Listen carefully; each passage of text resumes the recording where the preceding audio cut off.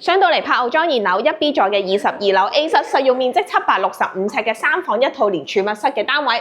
咁見到咧，我哋入到嚟咧，左手邊呢度就會已經有一個儲物室嘅位置，右手邊咧就做咗一整列嘅鞋櫃啦。咁都係以翻木紋做翻設計嘅。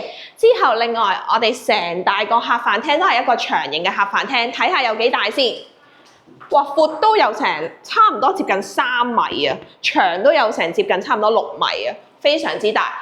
再望下呢一個落地玻璃窗咧，咁雖然當然佢唔係話正對住一個河景，但係咧我啱啱諗一諗咧，如果我哋個 sofa 假使擺呢邊啦，咁其實都可以望住個河景嘅。咁但係當然我覺得發展商就諗住你個電視櫃就擺喺呢邊，因為呢邊就特色長身。但係我覺得咁樣望翻咧，斜斜地望住個河景咧都幾舒服嘅。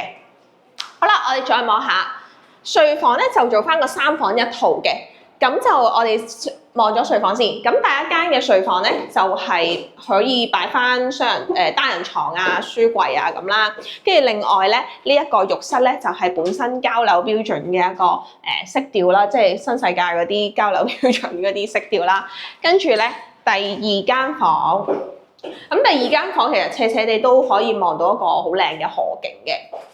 好啦，最後咧主人房啦，主人房就會有一個套廁啦，之後呢邊咧都可以擺翻雙人床啦，咁你可以拍埋一邊，咁呢邊就多啲空間咯。咁另外呢一度仲會有個凹位可以擺翻個衣櫃嘅，咁你見到幾高嘅，可以擺翻個高身嘅倒頂衣櫃嘅。跟住另外都仲會有個露台嘅，就望翻其實成片嘅山景都好綠油有一片。之後我哋再望下先，呢個浴室咧700幾尺。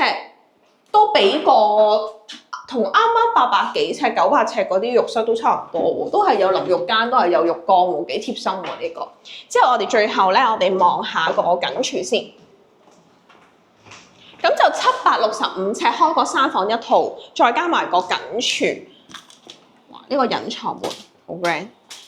好，之後咧就 L 型工作台面啦，有埋紅酒櫃，有埋蒸焗爐。咁就用晒 Miele 啦，係個抽油煙機就唔知點解用西門子嘅，咁但係都 OK 嘅。雪櫃就擺翻呢邊，咁就主要用翻綠色啦，加啲木紋咁樣，咁我都覺得幾清新咯呢一個配搭。係啦，呢個就係一個765尺，咁亦都可以斜望到一個河景嘅柏傲莊現樓嘅單位。